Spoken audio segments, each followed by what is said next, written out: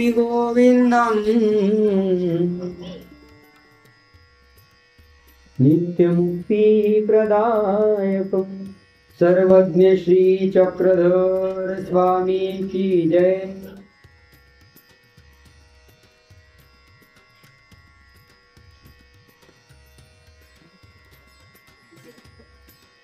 आज स्वामी श्री चक्रधरांच्या कृपेने खरं तर पत्रिकेनुसार बॅनरनुसार आज रात्रीची आपली भेट नव्हती। आज सकाळीच दुपारीच समाप्ती पत्रिकेनुसार होणार होती, पण एक दिवस सर्वांचं म्हणणं आलं 7 दिवस तुम्ही निघून जाल, पण आमचं स्मरण थांबलं का थांबलं, पारायण संपलं की संपलं, इथून गेलो सप्ताह संपला, सगळं संपलं, म्हणून 7 दिवस तरी पूर्ण होऊ द्या। थोडस मला ओरडा खावा लागला, काय म्हणतात काय रागवली, तर आज आमचा प्लॅन असा झालता वाशी, उद्या संध्याकाळ आणि परवा सकाळी नाशिकला होता शिन्नरला कार्यक्रम। बाबांना सांगितलं बाबा असं असं झालेलं आहे। बाबांनी मग म्हटलं काय करू, बाबा म्हणे आता ठरवलंय परवा म्हणजे उद्या समाप्ती व्हायची, ठीक आहे म्हणे मी जातो, आता तू नको येऊ म्हणे, म्हणजे नाशिकचा कार्यक्रम माझा परवा पुढचा म्हणजे गुरुवारी पुन्हा जायचंच आहे, पण परवा मोठा महादवना पर्व आहे शिन्नरला, त्याच्यासाठी बाबांसोबत जायचं होतं। बाबा आज दुपारी गेले। तर या छान उत्तम अशा कार्यक्रमाला आपले 7 दिवस आज पूर्ण होत आहेत, आणि ते पूर्ण होत असताना औसांच्या देळांचं चरित्राचं स्मरण चिंतन होत असताना आपल्याला आज या कार्यक्रमाला आवर्जून उपस्थित असणारे आदरणीय पूजनीय श्रद्धेय श्री अंबाळीचे बाबा, आपण सर्वांनी बाबांना दोन्ही हात जोडून वाकून दंडवत म्हणूया, दंडवत।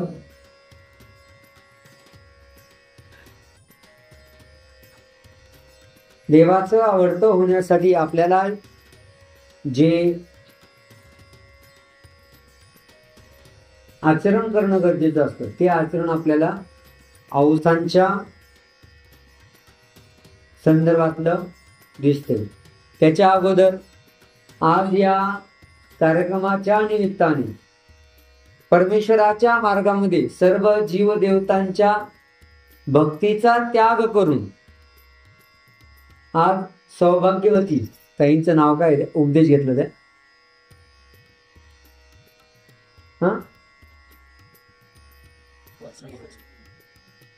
सौभाग्यवती रोशनीताई दुगाने यांनी सर्व संघ म्हणजे जीवदेवतांच्या धर्माचा त्याग करून उपदेश घेतलेला आहे, परमेश्वराला शरण गेलेले आहे। आपण सर्वांनी टाळ्यांच्या गजरामध्ये त्यांचं वेलकम करूया। आपल्या पार्टीत त्या आता ऑथराईज झाल्या, उपदेशी झालेल्या आहेत। उपदेश हा परमेश्वराकडे जाण्याचा पहिला मार्ग आहे। जसं शाळेत तुम्ही रोज गेलात, शाळेत जाऊन अभ्यास पण केला आणि ऍडमिशन नसेल तर पेपर देता येतो, पुढच्या वर्गात बसता येतं, म्हणून उपदेश काय आहे, पहिली पायरी आहे। पहिल्या पायरीवर पाय दिल्याशिवाय पुढं जाताच येत नाही, आणि त्यांनी पहिल्या पायरीमध्ये प्रवेश घेतलेला आहे, केलेला आहे। औसांनी जेव्हा स्वामींची भेट घेतली तेव्हा तोच जेव्हा त्या सांगतात आता देवा तुमचे श्रीचरण हेच माझं आश्रयस्थान आहे, तर इनडायरेक्टली तोच त्यांचा उपदेश होता। आणि तो देवाला सर्व जीवांच्या आपली भक्ती 2च जणांच्या भोवती फिरत असते, जीव असेल नाहीतर देवता असेल। जीव म्हणजे जे कोणते वेगवेगळे महाराज असतात, संतांचं पूजन करतो. खरं तर आपला भक्तीतला वेडेपणा असा असतो की जे संत सांगतात सबका मालिक एक है, जे संत सांगतात सबका मालिक एक है, आपण काय करतो माहिती का, त्यांनाच सबका मालिक करून टाकतो. हे आपली जीवाची माणसांची वृत्ती असते. म्हणून आपल्याला जीवांच्या भक्तीचा, देवतांच्या भक्तीचा त्याग करायचा आहे.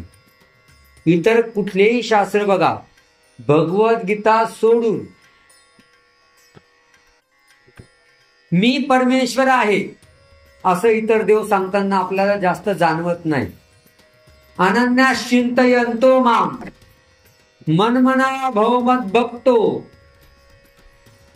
हे जे श्लोक भगवद्गीतेमध्ये सांगितलेले आहेत ते सर्व देवतांच्या भक्तीचा त्याग करून, जीवांच्या भक्तीचा त्याग करून, पितरांच्या भक्तीच्या, श्रद्धाच्या सर्व विधींचा त्याग करून अनन्य भावे, अन म्हणजे नाही दुसरा, एकाशिवाय दुसरा कोणीच नाही, त्याला अनन्य शरण जाणं म्हणजे परमेश्वराची भक्ती करणं. कुठलाही जीव असू द्या, कितीही मोठे संत असले तरी ते चिंतनीय, आठवणीय, त्यांच्या जीवनातून प्रेरणा घेऊन आपण वागायचं असतं. आपण त्यांनाच देव करून टाकतो.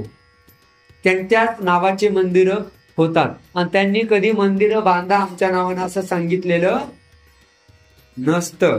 पण आपण अंधश्रद्धेने ग्रसित असलेले माणसं आहेत, त्यामुळे त्यांनाच देव.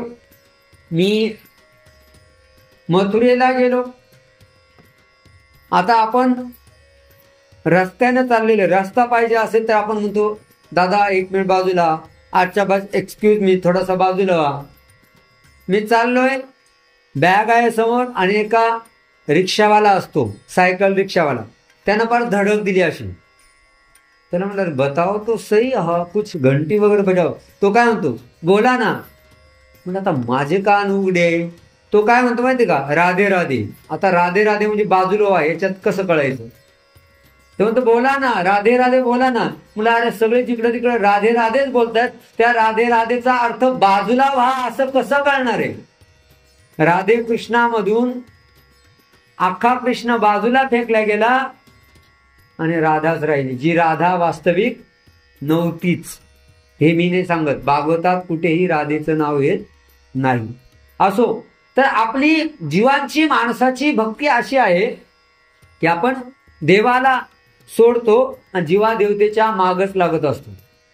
आणि सगळ्यांनाच परमेश्वर कळतो असं नाही. औसांना कळाला होता, पण कळालेला देव जेव्हा जवळ करावा असा वाटला तेव्हा स्वामी सांगतात बाई आता आम्हाला उत्तरपंथी जायचं आहे. ते म्हणतात देवा तुम्ही कशाला उत्तरपंथी, आता आमचा उद्धार कोण करायचा. स्वामी काय सांगतात, तुम्ही काय एकटेच नवसाचे काय. असे लय जीव पडले तुमच्यापेक्षा, एका चढी एक जे भक्त भाव आहेत त्यांचाही उद्धार आम्हालाच करायचा आहे. पण असा जसा सडा पडलेला असतो बोरांचा, तसा जीवांचा सडा पडलेला आहे आणि त्यांचा उद्धार आम्हाला करायचा आहे. म्हणून आम्ही आता काय चाललोय, पुढच्या प्रवासाला निघालेलो. स्वामी निघून जातात आणि मग स्वामींना औसा निघायच्या अगोदर बेलापूरला विचारतात, देवा तुम्ही तर सोडून चाललात, आमची काय व्यवस्था, आमची व्यवस्था काय, आम्ही कुठं जाऊ. स्वामी सांगतात तुम्ही आता श्री गोविंद प्रभू बाबांच्या सहवासामध्ये जा, त्यांना शरण जा, त्यांच्या सहवासात राहा, त्यांची भक्ती करा, त्यांचं सेवादास्य करा असं स्वामींनी सांगितलं. आणि मग एक दिवस स्वामी श्री प्रभू बाबा, श्री गोविंद प्रभू बाबा जेव्हा माचावरती बसलेले, माचा म्हणजे पलंगावरती बसलेला होता, त्यावेळेस गंगा तीराकडनं औसा येते. मी आज गावात गेलो होतो. तसं तर मागच्या वर्षीच सुदाम भाऊंचा मला फोन आलता, आमचं एक नवीन दुकान टाकायचंय, काय नाव देऊ. मला वाटतं मी सांगितलं होतं सर्वज्ञ. ते म्हणे आहे. म्हणजे म्हणलं पंचकृष्ण, म्हणे आहे. म्हणलं श्रीदत्त आहे, श्रीचक्र आहे. आता काय सांगावं म्हटलं वेगळं. त्यांना म्हणलं पंचावतार श्रीचक्र पाणी ठेवा. मग त्यांच्या दुकानात गेलतो. आज मला या गोष्टीचा आनंद वाटला की सगळे देव दुकानाचे मालक असल्यामुळे त्यांना दुकान चांगलं चालवावंच लागतं. सगळ्या देवांचे नाव दुकानाला असणं त्याचा सगळ्यात मोठा फायदा एक साध्या सोप्या भाषेत सांगतो. एखादा दुकानदार, एखादा गिराईक कपडे घ्यायला आला, तो काय म्हणणार? कोणत्या दुकानात गेलतो? सर्वज्ञमध्ये गेलतो. म्हणजे इनडायरेक्टली देवाचं नाव. कोणत्या दुकानात गेलतो? कृष्णा कलेक्शन, जे काय तुमचं असेल त्याच्या पुढचं नाव, त्याच्यात गेलतो. चक्रपाणी कलेक्शन मध्ये गेलतो, म्हणजे त्या निमित्ताने देवाचं नाव. आणि सोबतच इनडायरेक्टली देवाशी पार्टनरशिप झाली. का? धंदा बुडाला. लोक म्हणतील चक्रपाणी नाव घेतलं का दुकान बुडीत निघतं, गोविंद प्रभू नाव ठेवलं का दुकान बुडीत निघतं. म्हणून देव काय म्हणतो? मी ते काय होऊ देणार नाही. तिकडेच एक मथुरा वृंदावनकडे एक भक्त आहे, दिल्लीचा आहे. त्यानं आपल्या बिझनेसमध्ये पार्टनर कुणाला केलेले माहिती का? गोपालकृष्णाला. 2 वर्षापूर्वीची न्यूज आहे. त्यानं त्या बाके बिहारी मंदिराला 7.5 कोटी रुपये दिले. किती? आता तुम्ही मला विचारू नका 7.5 कोटीवरती किती शून्य असतात ते आपल्याला काही कळत. तेवढे दिले. का? देवाचा पार्टनर येतो. आपणही देवाला पार्टनर केलं तर म्हणून. पण या पद्धतीने पार्टनर करायचं. कोणत्या पद्धतीने? फक्त नाव ठेवायचं आणि बाकी सगळं खिशात घालायचं. असा पार्टनर कामाचा नाही. मी तुम्हाला मागे ती सोन्याचं टोपर ती गोष्ट सांगितली ती. आणि एक नेहमी गोष्ट सांगत असतो मी. एक शेतकरी होता, तो देवाच्या मंदिरामध्ये गेला. देवापाशी रडायला लागला, देवा मी वर्षानुवर्ष तुझी भक्ती करतोय तरी तू कधी मला व्यवस्थित पीक येतच नाही. मला काय चाललंय हे? म्हणे दरवर्षी मी काही ना काही पीक घेतलं का पाऊसच जास्त पडतो, कमीच पडतो. कधी एखाद्या वेळेस चांगलं पीक येतं, भावच मिळत नाही. काय म्हणे? रडला, खूप रडला. आणि देव प्रगट झाला. बोल तुला काय पाहिजे? ते म्हणे माझं पीक चांगलं यावं अशीच माझी इच्छा आहे. देव म्हणतो ठीक आहे येईल, पण एक अट आहे. काय? अर्धा 50-50 पार्टनरशिप जर जमत असेल तर. तो म्हणतो ठीक आहे. तो देवाला विचारतो तुला कोणतं पाहिजे, अर्धा खालचं की वरचं? देव म्हणतात ना कुठलं द्यायचं तुला वाटत ते दे. तो म्हणे ठीक आहे. देव म्हणे तुला वाटत तरी चल वरचं दे म्हणे, वरचा भाग मला खालचा तुला. ठीक आहे. पेरणी झाली, पीक निघालं, बैलगाडी भरून देवाकडे आणलं. देवने हा काय म्हणजे अर्धी पार्टनरशिप वरचं तुम्हाला होतं, जमिनीचा खालचा मला होतं. मग देवाने द्यायचं धान्य कुठे? धान्य द्यायचं असे थोडे विषय येतात. तुम्हाला वरचं खालचं मला. मी भुईमुंगाच्या शेंगा पेरल्या, 5 वेळा तुला, शेंगा मला. देव म्हणाला मी जगाला फिरवतो, आम्हाला फिरवायला लागला. बर. दुसऱ्या वर्षी पेरणीच्या वेळेस पुन्हा देवाने मागच्या वेळेस मला येडं बनवलं. यानं येडं बनवलं. यावेळेस मी वेगळं मागतो.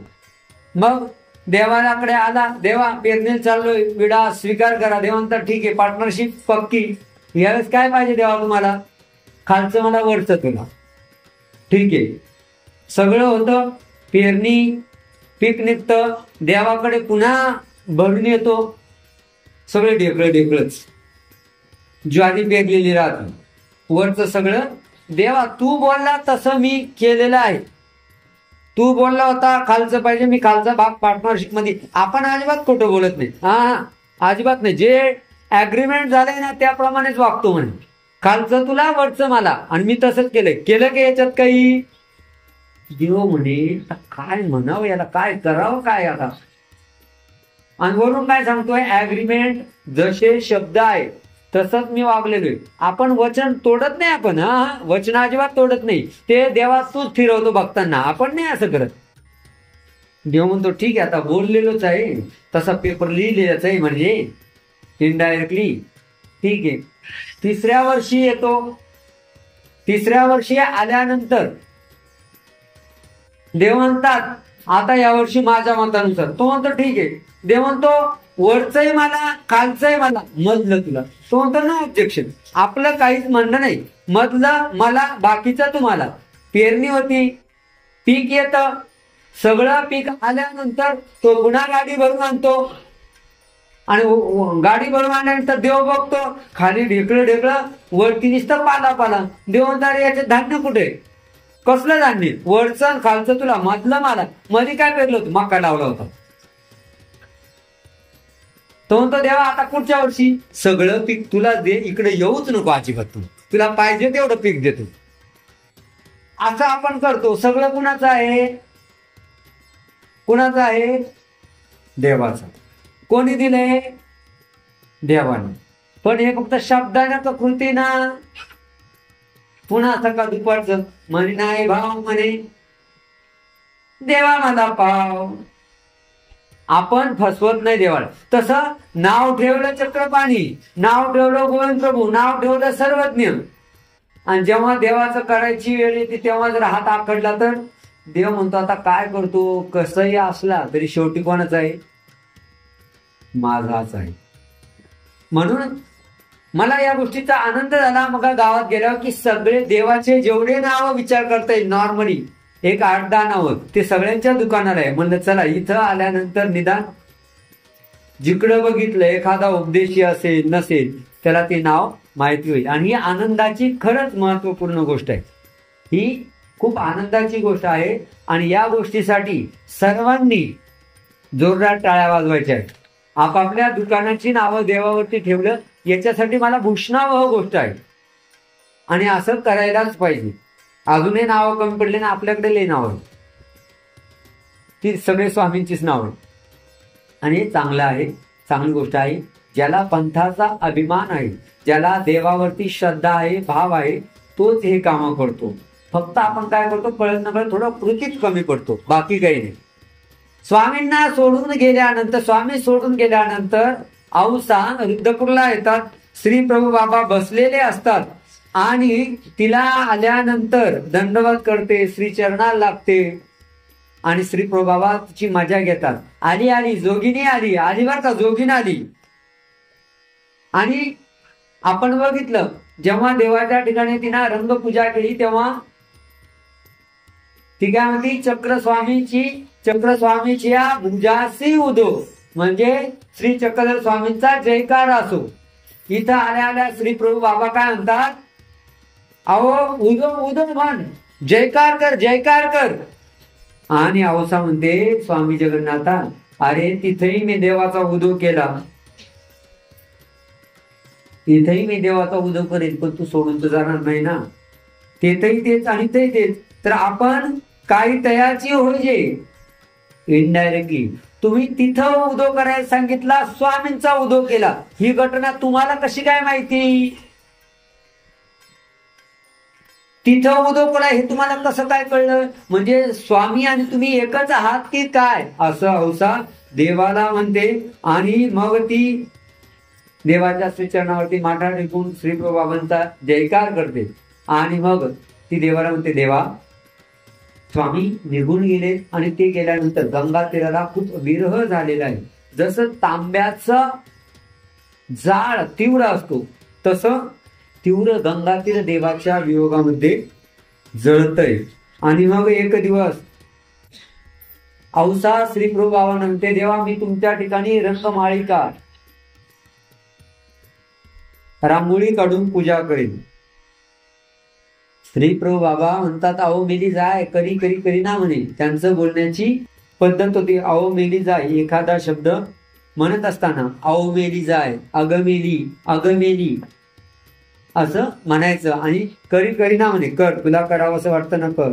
मग ती देवाची मर्दना मादने देते, मालिश करते अंगाची, आंघोळ घालते, रांगोळी काढते, वेगवेगळे रंग तयार करून रांगोळी छान काढते, चौक भरते. मग चपात्या, भाजी, दिवे, मुठे, मुदा आणि श्री प्रभू बाबांना ओवाळून भक्तजनांना देते. श्री प्रभू बाबा तो एक पदार्थ जो खायचा राहायचा स्वतः चापून पाहायचे आणि मग म्हणायचे, अहो मेली जाय, गोड आहे ना म्हणे. आणि ही सगळी पूजा करत असताना औसांना देवाची आठवण व्हायची. आणि मग त्या म्हणायच्या चक्र स्वामी सी उदो, चक्रधर स्वामींचा जयकार, देवीची श्री गुंड म्हणजे श्री प्रभू बाबांचा उदो, म्हणजे श्री प्रभू बाबांचा सुद्धा जयकार, असं श्री प्रभू बाबांनी तिच्या पूजेचा स्वीकार केला. एक दिवस काय झालं की तिने पेवणी नावाचा एक पदार्थ केला, म्हणजे जोंधळ्याच्या पिठापासून तयार केलेला एक गोड पदार्थ असतो. ते तयार केला, अर्धे आपण खाल्ले. काय केलं? अर्धे आपण खाल्ले आणि अर्धे स्वामींसाठी ठेवले, श्री प्रभू बाबांसाठी. आता आवडले, जेवायला बसली. आता देवासाठी जे ठेवलेले होते ते आवडले. मग काय करायचं? आता तर अर्धे खाल्ले पण लयच एक नंबर झाले, मग थोडस देवाच्या याच्यातलं घेऊन त्याच्यातलं थोडस घेते, जेवण करते. आता अर्ध घेतलंय समजा तर अजून अर्ध घेते, अजून अर्ध घेते, आणि मग लक्षात येतं आणि लय संपत आले यार का, देवासाठी ठेवावं लागते, मग ती ठेवते. स्वामींच्या श्री प्रभू बाबांच्या, श्री गोविंद प्रभू बाबांच्या भोजनाच्या वेळेला ती पात्रात घालून घेऊन येते. आणि जेव्हा वाढायचं, श्री गोविंद प्रभू बाबा काय म्हणतात, अहो मेरी जाय उष्टी आहे म्हणे, उष्टी आहे खायला आणली मला, स्वतः पहिलं खाऊन घेतलं. बरं खाल्लं तर खाल्ले, जे माझ्यासाठी अर्धे ठेवले होते त्याच्यातले अर्धे खाऊन घेतले आणि मला उष्ट खाऊ घालते का म्हणे. औसी म्हणतात, औसा का म्हणतात, नाही नाही देवा उष्टे नाही, मी जेवत उजव्या हाताने होते आणि डाव्या हाताने घेत होते म्हणे. देव म्हणतात अहो मेली जाय उष्टे उष्टे आहे म्हणे. श्री प्रभू बाबा तिची मजा घेतात, पण तिचा भाव भक्ती गोळा असल्यामुळे श्री प्रभू बाबा आरोग्य करतात. आपल्याकडून काय होतं, असंच होतं आपल्याकडून. कसं, देवासाठी काहीतरी धन काढलेलं असतं, पैसे काढलेले राहतात आणि इमर्जन्सी काम येतं आणि मग ते धन, ते पैसे वापरले जातात. ते पैसे वापरले गेले, नंतर देऊ नंतर देऊ. समजा उदाहरण घ्या की देवाला पैसे वापरायचे आहे 1000, इमर्जन्सी पडली 500 काढले, अजून काम आलं 100 काढले. नंतर जेव्हा विडावसर करायची देवाला जायची वेळ येते तेव्हा 100 शिल्लक राहिलेल्या.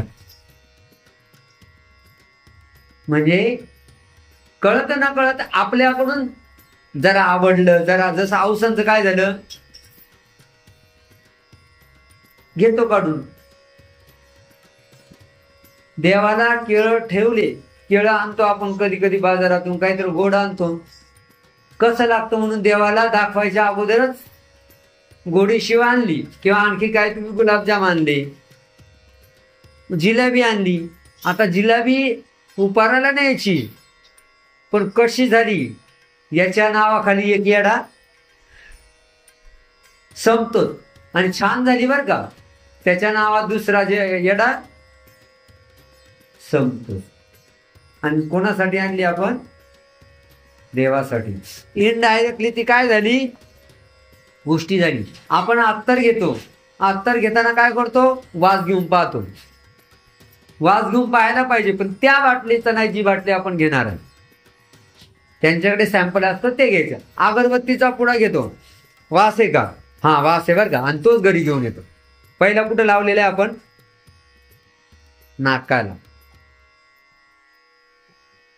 ते बघणं गरजेचं असतं, सुगंधित आहे की नाही तसं कसं कळणार, पण तो नका घेऊ ज्याचा आपण वास घेतलेला आहे. ही छोट्या गोष्टी आहेत, पण आपल्याला याच्यावरती काम करणं, लक्ष देणं गरजेचं असतं. मी सकाळी तुम्हाला सांगितलं की स्वामी श्री प्रभू बाबा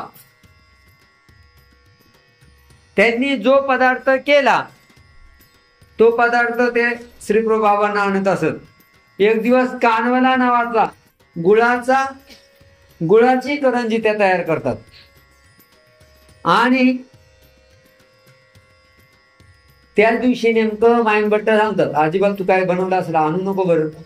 देव पहिलं ते खाऊन घेतात, नंतर जेवण, ताटातलं जेवण काहीच करत नाही, अजिबात आणायचं नाही. ती म्हणते होय रे, आता तू जाय, आता नाही आणली, यानंतर मी कधीच नाही आणणार, मागितलं तरी नाही आणणार, तू नकार दिला नाही आणणार, जा. आणि मायनभट्ट निघून जातात. स्वामींचं मर्दाना माधुरी होते, स्वामी दरवाजेकडे पाहतात आणि म्हणतात अहो मी जाय, जोगिनी नाहीये, जोगीन काय आज आली नाही. मातणे झाले, दरवाजेकडे पाहतात जोगीन आली नाही. जेवणाचं ताट तयार करतं, आरोग्य होत असते, श्रीप्रभा म्हणतात मेलीच आहे, जोगीन आली नाही आणि शांत बसली. अभयसाला कळतं. अभयसा मायभट्ट म्हणतात, मायभट्ट आऊसी कानवला आणला नाही म्हणून श्रीप्रभू बाबा भोजन करत नाही. मग मायभट्ट गेली. तिला म्हटलं आऊ चल, तुझ्या कानवल्याशिवाय काही श्रीप्रभू बाबा आरोपण करत नाही. तिला राग आलेला असतो. ती म्हणती जाय जाय रे, मी नाहीये, जा, मी नाही येत, जा आता, कोणी बोलेला असून काही असू दे, मला नाही यायचं. आणि मग ते माईभट्ट साष्टांग दंडवत घालतात. माईभट्टांचं चरित्र एका दिवशी आपल्याला कधी ऐकायचा योग आला ना, मजा येईल. एक नंबर माणूस. दुपारी जसा उल्लेख केला, ते दिवसा मशाल घेत आहेत आणि पायात वाळा बांधलेला आहे. वाळा म्हणजे का, एक गवताची काडी. का, एक विद्वान हरवला की तो विद्वान माझ्या समोर कसा आहे, गवताच्या काडीसारखा तुच्छ आहे. आणि एवढा जाड वाळा तयार झाला, म्हणजे किती विद्वान त्यांनी हरवले असते. पण जे एवढे षडशास्त्र संपन्न होते ते देवाच्या ज्ञानाने इतके नम्र झाले की औसा म्हणतात येत नाही, तिथं साष्टांग दंडवत घालतात. आणि ती म्हणते उठवते, अरे उठ उठ, तू माझ्या देवाचा आहे, उठ. असं दंडत नाही, मग कानवला घेऊन येईल. आणि औसा कानवला घेऊन येते. मी जसं दुपारी शॉर्टकट मध्ये उल्लेख केला, वेगवेगळे पदार्थ मागितला, कानवला मागितला, पेवणी मागितली. एक दिवस स्वामींचं भोजन चालू असतं, श्रीप्रभू बाबा म्हणती काय लवकर येत नाही. आणि मग ते म्हणतात जोगिनी ये ना म्हणे, पेवणे आणेल म्हणे. मग औसा, पेनवले, पेवणे, कानवले हे सगळे पदार्थ वेगवेगळे त्या त्या भागात त्या त्या काळामध्ये प्रसिद्ध असतात. मग आरोग्य झाली. असं 6 महिने, किती 6 महिने देवाच्या आरोग्याच्या ताटामध्ये तिचा पदार्थ रोज राहायचा. विचार करा, एक दिवस सुद्धा बाबांना जेवण घालायचं असलं तर अवघड असतं बरं का. आपण पंगत ठेवतो, बाबांना अचानक कुठेतरी जावं लागतं. आपण बाबांना जेवण करायचा दंड घालतो, बाबांना भूक नसते, कारण नाही. तुम्ही म्हणशाल ना बाबांना कुठं ते खाऊन आले, नाश्ता पिस्ता चहा पाणी घेऊन आले म्हणून जेवत नाही, याच्यात आमचा काय दोष आहे. पण तुमची जेव्हा ती क्रिया आवडीची असेल तेव्हा आपोआप ईश्वर त्या क्रियेचा स्वीकार करत असतो. तसा संयोग योग आणत असतो. मागे इकडे यांच्या अगोदर एका सद्भक्ताची पंगत होती. ते म्हणे बाबा काही बाहेरचे बाबा लोक सांगा जेवायला. म्हणलं काही नाही सांगायचे, आहे आपल्या मार्गातले तेवढेच करायचे. ते म्हणजे 15-20 जण जेवायला असते तर बरं झालं असतं. मला नाही मी नाही सांगत, राहू दे, जेवढे आहे तेवढे. मार्गातले 4-5 जण भिक्षुक आणि 7-8 बाया एवढीच आहे. योगायोग असा की त्या दिवशी 8 भिक्षुक बाहेरचे जेवायला आपोआप अभ्यागताने जेवण केले, निघून गेले. का, त्याचं आवडीपूर्वक होतं, भक्तीपूर्वक होतं म्हणून देवाच्या प्रत्येक क्रियेमध्ये आवड आवड आवड. तुम्ही पहिल्या दिवसापासून लक्षात येते का, मी आवड भाव श्रद्धा याला जास्त महत्व देताना दिसतोय. का, त्याच गोष्टीला महत्व आहे. भावाशिवाय देव नाही, आवडीशिवाय नाही. आणि देवाला तेच पाहिजे जे आपल्याकडे नसतं. आपण सर्व विधी करतो, फक्त कोरडेपणानं करतो. म्हणजे विडा व्हायचा, श्लोक म्हटला, जयकार केला, संपला विषय. स्वीकार करा, काय काही नाही. उपार दाखवला, दाखवायचा म्हणून दाखवला, स्वीकार करा, विनंती प्रार्थना काही नाही. सगळं करायचं म्हणून करतोय आपण. आणि देवाला करायचं म्हणून करणं ते चालत नाही. ते आवडीपूर्वक श्रद्धापूर्वक असावं, तरच त्याचा देव स्वीकार करतो. नाही तर मग देवाला आपल्या या दृष्ट पदार्थांची काहीही अजिबात बिलकुलही गरज नाही. त्याच त्याला आहे. देवाने आपल्याला या बाबतीमध्ये, भावश्रद्धेच्या बाबतीमध्ये, जन्माच्या बाबतीमध्ये आपल्याला दानी बनवलेले. एरवी आपण कोण आहोत, याचक आहोत, पण देवाने या बाबतीत, जन्माच्या बाबतीत, दान धर्माच्या बाबतीत दानी केलेले. माझ सोच्या ते केले दाता. आपण काय देऊ शकतो? देवाला देण्यासारखं आपल्याकडे काय आहे? सगळे पदार्थ त्यानंच निर्माण केलेले आहेत, पण आपल्याला तो दाता करतो.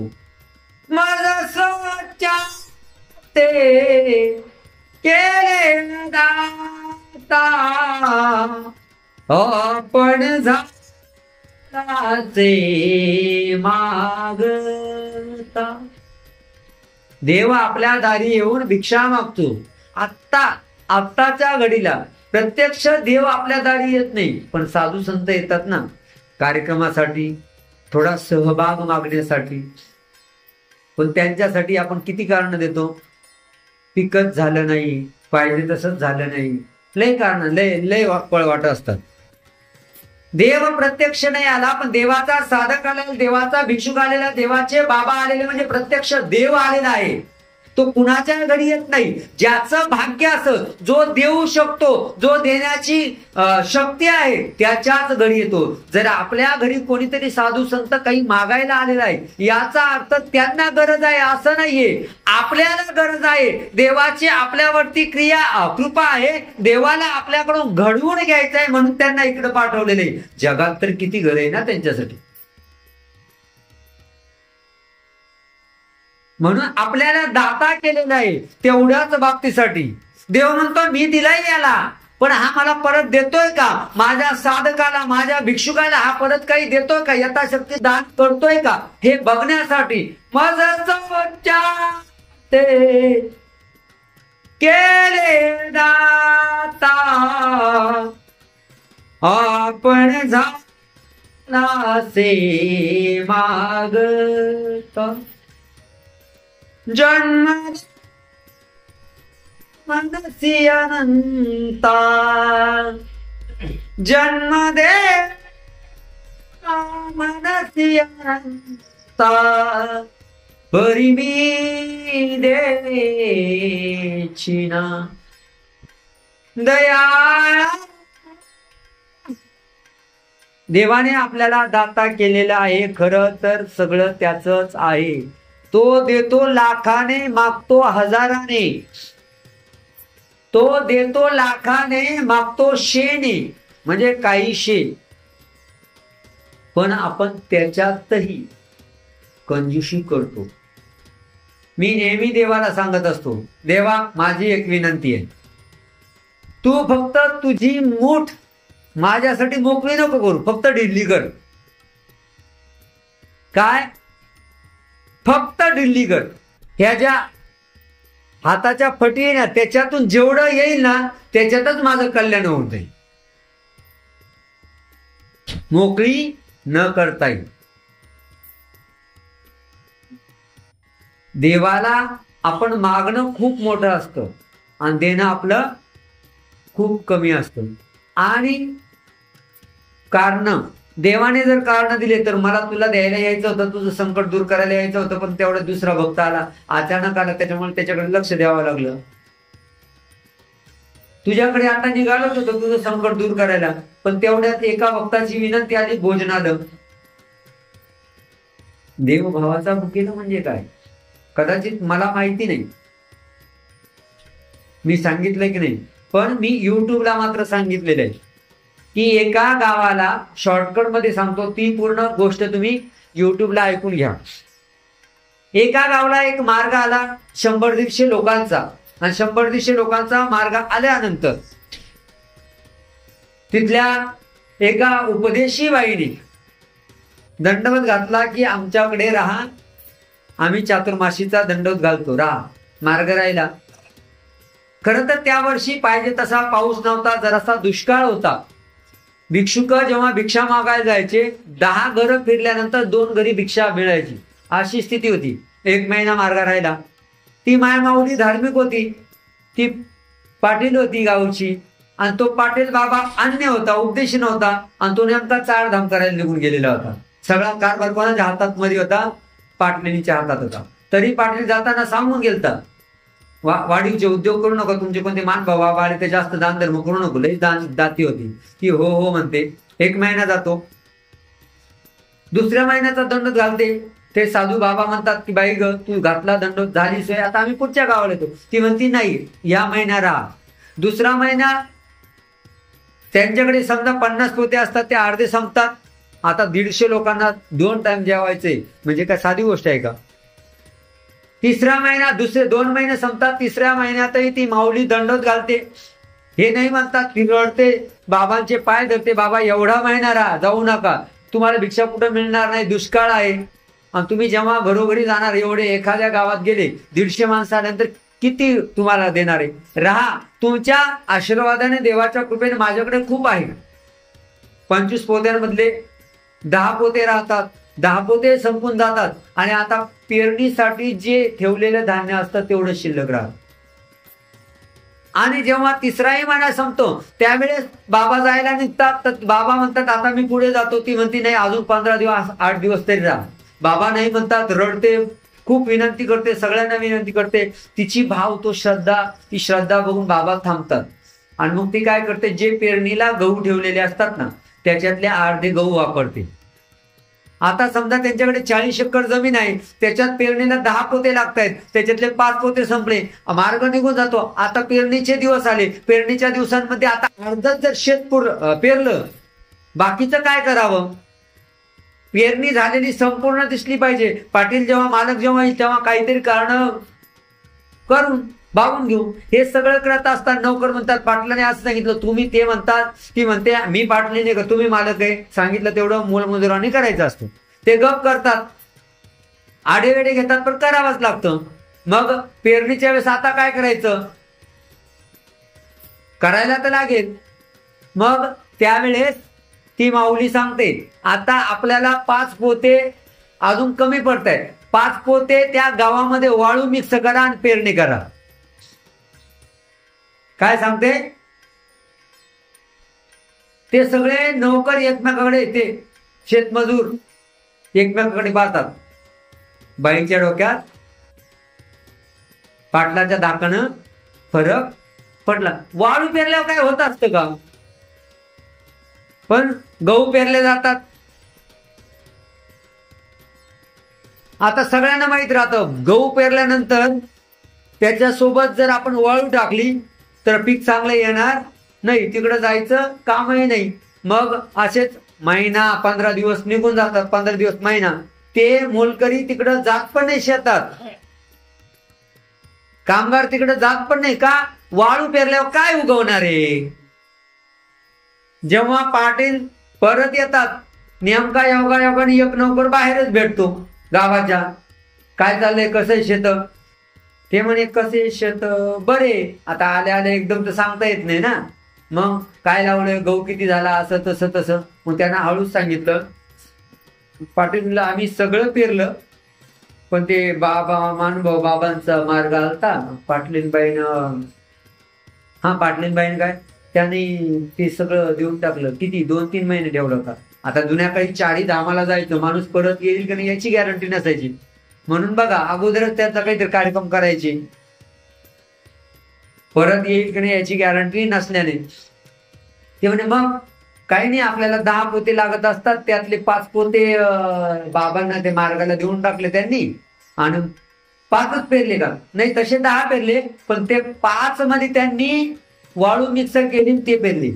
पाटील म्हणतो, मला माहितीये तुम्ही पाटलींचा राग करतात, ती खरं बोलते म्हणून, पण एवढा राग की एकाचं 2 सांगायचं. ते म्हणतात नाही खरंच झालं. दुसरा नोकर भेटतो, तोही तसं सांगतो. 3-4 नोकर भेटतात, तेही तसे सांगतात. आणि ते घरी पाटील येईपर्यंत पाटील लालगुंद झालेले असतात. आता काही यांना वाटतं, हे काय करतात, घरात पाटील शिरायच्या पलीकडेच निघून जातात. दुपारची वेळ असते, दुपारच्या वेळेला घरी पोहोचलेले पाटील जरा तापलेले असतात. देवात समोरच आपलं देवघर असतं, देवघर बघितल्यानंतर त्यांना थोडंसं बरं वाटतं. थोडं चला नंतर बघूया, एका शेतात फेरफटका मारून येऊ. 4 वाजता जेव्हा शेतात फेरफटका मारायला जातात, तर पाटलाच्या उभ्या आयुष्यात जेवढं पीक गहू उगवलेले नव्हतात ना तेवढे दाट गहू आलेले असतात. पेरलंय काय काय पेरलंय? पेरून पा शेतात. शेतात नाही, कुंडीत लावून पा काय येतं. वाळू पेरली, वाळू उगवली. पाटलाचा पारा करतो की माझ्या बायकोमध्ये माझ्यामध्ये हे लोक दराड पाडतायत, म्हणजे वितुष्ट्या आणतायत, आमच्यात भांडण लावण्याचं काम करतात. पाटील येता येता येता येता परत येत असताना सगळ्या नोकरांना, सगळ्या घरकाम करणाऱ्या लोकांना घरी बोलवतात, वाड्यावर बोलवतात. वाड्यावर परत आल्यानंतर सगळे परत येतात, एका रांगेने उभे करतात आणि पाटील छडी हातात घेतात. ते जुन्या काळचं जे काय राहायचं, सगळ्यांना वाटतं आता बाई पाटील बाई संपली, आमच्या देखत मारणार आहे. आणि पाटील म्हणतात का रे तुम्ही आमच्यामध्ये भांडणं लावताय, आमच्या नवरा बायकोचा सुखाचा संसार तुम्हाला भगवत नाहीये का? भांडणं लावतात. यांना एकमेकाच्या तोंडाकडे बघतात, काय झालं कशाची भांडणं? म्हणजे तुम्ही सांगितलं की या पाटलीने ना वाळू पेरली. अरे असं पीक तर आतापर्यंत कधीच आलेलं, एवढं पीक आलेलं आहे. आणि हे सगळं आता पाटील ते सगळे जमा झालेले. इकडं माया माऊली ती पाटलीबाई ढसा ढसा देवापाशी रडत असते, गाठी करत असते. आणि पाटील त्यांना मारणार का? मारणार कारण एकाचा दोन सांगितलं तेवढ्यात ती पटकन तिच्या लक्षात आलं काय झालेले, आपली लाज देवाने राखली. पटकन देवावरती डोकं टेकवते, साष्टांग दंडोत घालते, देवा तू माझी लाज राखली रे बाबा. आणि पाटील त्यांना मारणार. तेवढ्यात बाहेर येते, पाटलाला सांगते की ते म्हणतात ते खरं आहे, आम्ही गहू आणि वाळूच पेरली होती, पण हा माझा जो देव बसलेला आहे ना, माझा कृष्ण काना कन्हैया मुरलीधर मनोहर, त्यानं माझी लाज राखलेली. तो माझ्या हाकेला धावून आला. जसा द्रौपदीला वस्त्रहरण प्रसंगी धावून गेलता ना तसा धावून आला. कदाचित तुम्ही मला ठार मारलं असतं. अगोदर तुम्ही आमच्या बाबा लोकांचा काटकाट करता, रागराग करता, आणि असं केलं तुम्ही मला काय केलं असतं? पण त्या देवाने, माझ्या देवाने मला वाचवलंय, त्यामुळे त्यांना मारू नका. आणि ती देवापुढे साष्टांग ढसा ढसा रडत दंडवत घालते. लाज पाटलिनीची देवाने राखली. काय पेरलं? वाळू पेरली. वाळू पेरल्यावर गवत उगवले नाही तर गहू उगवले. एवढी मोठी कृपा माझ्या देवाची जेव्हा तुमचा निस्सीम भक्ती आणि भाव असेल तेव्हा असते. देव लाज राखतो, देव हाकेला धावून येतो. फक्त आपल्याला तशा पद्धतीने हाक द्यावी लागेल. तुमच्या 5 फुटावरती असणाऱ्या माणसाला आपण हाक कशी देतो आणि अर्धा किलोमीटर दूर असणाऱ्या माणसाला हाक कशी देतो? तिथं म्हणता का? तिथं अशी हाक देता का? ओंकार, हे ओंकार, असे आवाज देता का दूर असल्यावर? ए ओंकार, अशीच देता ना? तसा देव आपल्यापासून भक्तीच्या अर्थाने दूर आहे. मग जर आपल्यापासून देव दूर आहे, त्याला जर जवळ बोलवायचं तर आवाज तेवढा मोठा लागेल ना भक्तीतला. भक्तीतला आवाज तेवढा आपल्याला मोठा करावा लागेल. तिथं हळूच देवाला आवाज देऊन फायदा नाही. आपली भावभक्ती वाढवावी लागेल.